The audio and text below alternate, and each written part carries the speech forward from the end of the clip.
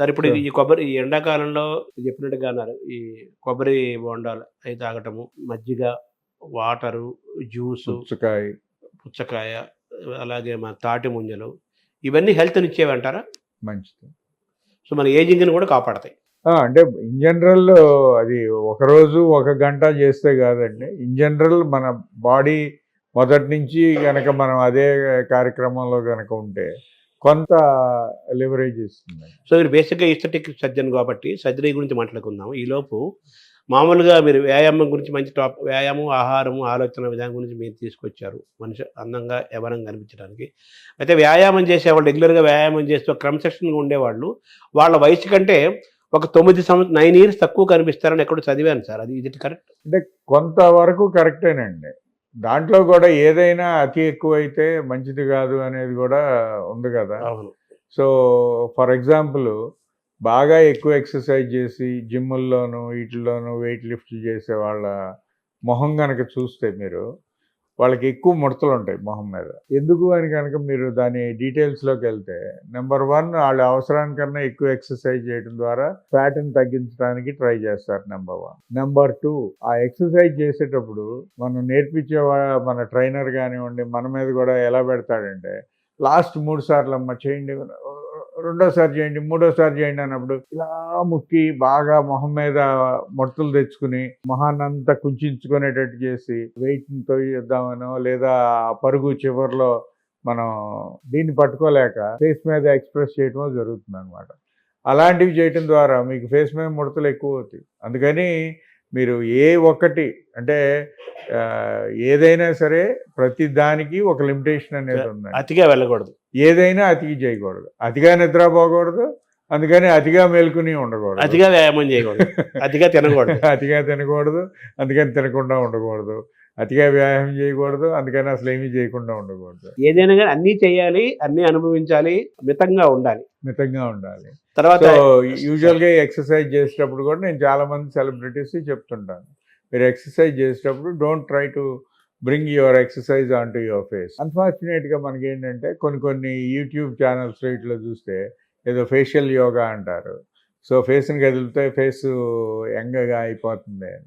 అవన్నీ scientific knowledge ప్రకారం అయితే బోగస్. ఈ సందర్భంలో మీ సబ్జెక్ట్‌లోకొస్తే చాలా మంది వయసుని అంచనా వేయటంలో కొంతమంది వాళ్ళ వయసు కంటే చాలా తక్కువ కనిపిస్తారు. కొంతమంది వాళ్ళ వయసుకు సమానంగా కనిపిస్తారు. కొంతమంది ఎక్కువ కనిపిస్తారు. దానికి అనేక కారణాలు ఉండొచ్చు. ఇందులో జుట్టు లేకపోవటం గానీ, ఎక్కువ లావుగా ఉండటం గానీ, తర్వాత ఈ డబల్ చిన్ ఉండటం గానీ, ఇలాంటి కారణాల వల్ల కొంతమందిని మనం ఏజ్‌ని కరెక్ట్‌గా అంచనా వేయలేకపోతాం. ఇందులో భాగంగా సరే మీరు మీ సర్జరీలో హెయిర్ చేస్తారు. అలాగే ఈ ఫేస్ అప్‌లిఫ్టింగ్ అనేది అంటారు కదా! దీన్ని ఎలా చూడాలి సార్? ఫేస్ లిఫ్ట్ అనే దానికండి మామూలుగా మా స్పెషాలిటీలో అయితే గనక మేము చేసేదైతే సర్జికల్ ఫేస్ లిఫ్ట్ అంటాం. సర్జికల్ ఫేస్ లిఫ్ట్ అంటే దానికి ఒక కోత పెడతం ద్వారా ఈ చెవి దగ్గర కోత పెట్టి దాన్ని ఫేస్ భాగాల్లోకి వెళ్ళి వాటిని కొంచెం టైట్‌గా లాగి కుట్టి ఆ ఎక్సెస్‌గా లూజ్‌గా ఉన్న చర్మాన్ని తీసేయటం. ఇది బేసిక్ అంటే రామాయణాన్ని 3 ముక్కల్లో చెప్పు అంటే గనక చెప్పే విధానం. దీంట్లో అనేక విధానాలు ఉన్నాయి. Deep face lift, superficial face lift, minimal access face lift, non surgical lift, laser, అదే మాదిరిగా ఇట్లన్నిటికీ వేరియస్ విధానాల్లోనూ ఉంటాయి. వేరియస్‌గా మనకి రిజల్ట్స్ ఉంటాయి. అన్నీ ఒకే రిజల్ట్‌గా ఉండాలని లేదు. ఏది బెస్ట్ సార్ వీటన్నిటిలో? ది బెస్ట్ సజెస్టబుల్ మెడికల్‌గా బెస్ట్ అంటే డాక్టర్ అంటే పేషెంట్‌ని చూసి వాళ్ళ మీద మనం డెసిషన్ చెప్పాలి గానీ, అంటే ఒక మందు అందరికీ మంచిది అని చెప్పలేం. అంటే వాడి హెల్త్ కండిషన్, బాడీ కాన్స్టిట్యూషన్ బట్టి. అంటే మీరు అడిగిన ప్రశ్నకు ఊరికే మామూలుగా దేవుడు ఎవరి ప్రశ్నాపత్రం వాళ్ళకిస్తాడు. కానీ మనం పక్కాళ్ళని కాపీ కొడదాం అనుకుంటాం. అంటే నా పక్క ఇంటాడికి ఆ కారు ఉంది, నా పక్క ఇంటాడికి ఇది ఇంత గొప్పగా ఉన్నాడు అనే దీంతో. సో, ఆ ప్రశ్నలు నాకు రావు అనమాట. అందుకని నేను క్వాలిఫై కాను. అందుకని నా ప్రశ్నలు చూసుకుని నేను ఆన్సర్ చెప్పాలి. అంతే. సో, అదే మాదిరిగా అట్లా పేషెంట్‌ని చూసి ఆ పేషెంట్‌కి ఏది కరెక్ట్‌గా ఉంటుంది అనేది మనం నిర్ధారించి చెప్పాలి గానీ, ఒక సర్జరీనే అందరిలోనూ బ్రహ్మాండంగా ఉంటుందని చెప్పలేము. సో మనిషి మనిషికి వాళ్ళ బాడీ తత్వాన్ని బట్టి, వాళ్ళ తత్వాన్ని ఆరోగ్య అనారోగ్య పరిస్థితులను బట్టి అవి ఎగ్జాక్ట్లీ మార్పులు చేర్పులు చేస్తారు. అది. అంటే ఈ ఫేస్ లిఫ్టింగ్ లో ఏమేం జరుగుతాయి సార్? అంటే అదేనండి ఇందాక మీరు అన్నట్టుగా కొంత ఏంటంటే ఇప్పుడు జుట్టు లేదనుకోండి, జుట్టు పెట్టించుకుంటాం. లేదు జుట్టు ఉంది తెల్లబడింది, దానికి రంగు వేయించుకుంటాం. సో రంగు వేయించుకుంటే కొంచెం యంగ్గా కనపడతాం. అదే రంగు వేయించకపోతే కొంచెం ఏజ్ ఎక్కువగా కనపడే ఛాన్సెస్ ఉంటాయి. కాకపోతే ఇప్పుడు కొన్నిసార్లు salt and pepper finish is also a fashion. Okay. So అందువలన ఆ ఫ్యాషన్ బట్టి కూడా కొన్నిసార్లు అది వాళ్ళు న్యాచురల్ గా ఉన్నాం అనిపించి కొంచెం కొంచెం కొంచెం నలుపు కొంచెం తెలుపు ఉంచేసి అవును చూడటానికి న్యాచురల్ గా కనిపించడం కోసం. న్యాచురల్గా అనిపించడానికి చేస్తుంటారు. ఆ తర్వాత ముఖ్యంగా వచ్చేటప్పటికి మనకి కళ్ళు ఓ, ఎక్కువ శాతం మన అపేరెన్స్ని కంట్రిబ్యూట్ చేస్తాయి. కళ్ళు ఎందుకంటే మనం ఎవరితో మాట్లాడినప్పుడు ఐ కాంటాక్ట్ అంటాం. అంటే మనం వాళ్ళతో కంట్లో చూసి మాట్లాడాలి. అవును. అప్పుడు కరెక్ట్గా మాట్లాడినట్టు. అలా కాకుండా ఎవరితో మాట్లాడుతుంటే తలకాయ ఉంచుకుని కింద చూస్తాను మాట్లాడుతుంటే ఎయిదర్ నాకు మానసిక పరిస్థితి సెల్ఫ్ ఎస్టీమ్ సరిగ్గా లేదనో, లేదు నాకు నీతో మాట్లాడటం ఇష్టం లేదనో, అనేక మానసిక రకమైన వీటికి చెప్తారు. అందుకని మనం కళ్ళ వెంక చూస్తున్నప్పుడు అవతల మనిషి కళ్ళు ఎలా ఉన్నాయి అనేది డెఫినెట్గా ఐ గమనిస్తాం. కాంటాక్ట్.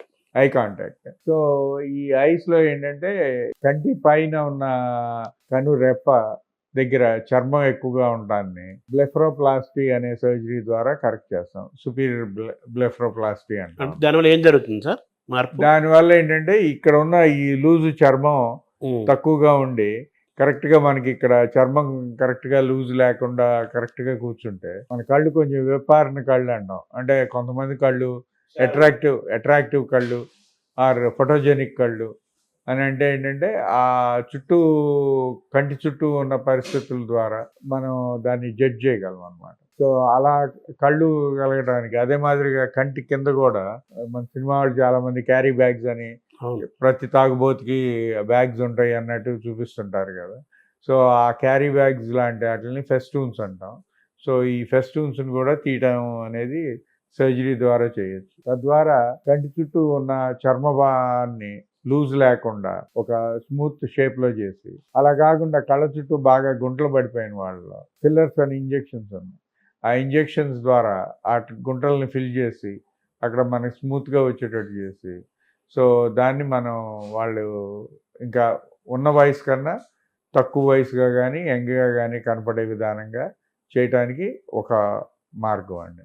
దీన్నే సుపీరియర్ అండ్ ఇన్ఫీరియర్ బ్లెఫ్రోప్లాస్టీ అంటారు. అంటే కళ్ళ కింద నలుపు రావటము, గుంటలు పట్టము. అదేనండి గుంటలు, నలుపుదనం ఇట్లన్నీ ఈ 2 టాపిక్స్లోనూ కవర్ చేయొచ్చు. సరే కళ్ళు ఇప్పుడు విన్నారు కదా, ఇప్పుడు మామూలు ఒక్కొక్కరికి ఒక్కొక్క రకమైన కన్ను ఉంటుంది. కొంతమంది పెద్ద కళ్ళు ఉంటాయి, కొంతమందికి చిన్న కళ్ళు ఉంటాయి, కొంతమందికి యావరేజ్ కళ్ళు ఉంటాయి, కొంతమంది ఫేస్ చూడగానే వాడి కళ్ళే కనిపిస్తాయి మనకి, కొంతమంది ఫేస్ చూడగానే వాళ్ళ ముక్కే కనిపిస్తుంది. అలా ఒకటి మోస్ట్ ప్రామినెంట్గా కొన్ని కనిపిస్తాయి. మామూలుగా మనం చెప్పుకో చెంపకు చారడేసి కళ్ళు, కోటేరు లాంటి ముక్కు, లేడీస్ కట్టుకుని దాన్ని పక్కకింత పొడుగు లాగి అదే చారడేసి కళ్ళు చేయడానికి, అదే చెంపకు చారడేసి కళ్ళు, తర్వాత మేకప్ తోటి గీతలు లాగేవాళ్ళు కదా. పూర్వం ఇంకెక్కువ ఉండేది, ఇప్పటికీ ఉంది, అదే కాదే అంత ఎక్కువ కాదు. అంటే నేను మగవాళ్ళ గురించి కూడా మాట్లాడుతున్నాను. చెంపకు చారడేసి కళ్ళు, కోటేరు లాంటి ముక్కు, తీర్చిదిద్దినట్టు కనుబొమ్మలు, తర్వాత ఒక పాల చెక్కిళ్ళు, ఇవన్నీ ఉన్నట్టుగా కొంత అందమైన వాళ్ళని ఇలా వర్ణిస్తారు కదా. ఇవన్నీ మీ సర్జరీ ద్వారా జరుగుతాయా? కొంతవరకు జరుగుతాయి. అంటే ఈ ఐబ్రోస్కి కూడా ఇప్పుడు మైక్రో బ్లేడింగ్ అని వచ్చింది. అన్ఫార్చునేట్గా మనకి ఇండియాలో చాలా మంది టాటూ చేయించేసుకుంటున్నారు. టాటూ చేయించుకోవడం కాకుండా ఆ టాటూనే గీతల్లాగా వేయటాన్ని మైక్రో బ్లేడింగ్ అంటాం. సో ఆ మైక్రో బ్లేడింగ్ చేయించుకుంటే మోర్ న్యాచురల్గా ఉంటుంది.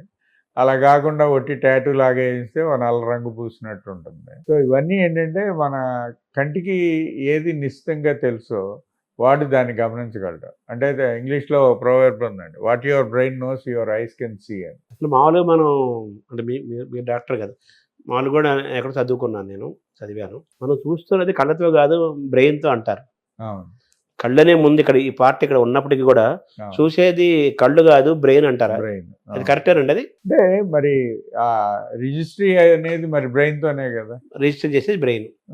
అంటే ఇప్పుడు సపోజ్ మీరు ఒక మీకు ఇంట్రెస్ట్ కార్ల గురించి అనుకోండి, ఆ కలర్ ఆ కార్ని చూసి ఈ కార్లో ఈ ఫీచర్ ఉంది, ఈ కార్లో ఇది ఉంది, ఈ కార్కి టైర్లు ఉన్నాయి, ఈ కార్కి ఇవి ఉన్నాయి అని అన్నీ చెప్పగలం. అదే అది ఇంట్రెస్ట్ లేదనుకోండి, ఏముంది ఏదైనా కారే, ఆ కార్ ఎక్కాం ఈ కార్ ఎక్కాం, రెండు కార్లే అనుకుంటాం. సో అలా కొన్ని కొన్ని టాపిక్స్. అట్లాగే లేడీస్ ఉన్నారనుకోండి, చీరలో నగలో దాని మీద బాగా కాన్సన్ట్రేటెడ్గా చూస్తారు. అది మామూలు అడిగి చూస్తే కనుక ఏం తేడా ఉంది, దాంట్లో రింగ్ ఉంది, దీంట్లో కొక్కు ఉంది, ఏదైతే ఏమైంది. అంటే ఈ ఫీలింగ్స్ ని ఎమోషన్స్ ని చెప్పేది బ్రెయిన్. అదే అంటే మనకు ఆ టాపిక్ గురించి తెలిసిన కనుక గమనించినప్పుడు we can easily identify what is the problem in that particular face or a particular area. So అలా బ్రెయిన్ కన్నును ద్వారా చేస్తుంది. ఇప్పుడు మీరు చెప్పినట్టుగా ఐబ్రోస్ ని తీర్చిదిద్దచ్చు, కళ్ళను పెద్దగా చేయొచ్చా? కళ్ళని కూడా కొంత క్యాంథోపెక్సీ అని అంటామండి. దాని ద్వారా కొంత షేపు మీరు ఇందాక ఏదన్నా విశాలమైన కళ్ళు, విశాలమైన చంపక చారడేసి కళ్ళు, చెంపకు చారడేసే కాకుండా చేప లాంటి కళ్ళు అని కూడా అంటారు. సో అంటే అది అలా యాంగిల్లో రావడానికి బొమ్మ రవివర్మ బొమ్మ గీసినట్టుగా అదే అవన్నీ సర్జరీ ద్వారా జరుగుతాయి. కొంతవరకు జరుగుతాయి, కొన్ని సందర్భాల్లో చేయొచ్చు.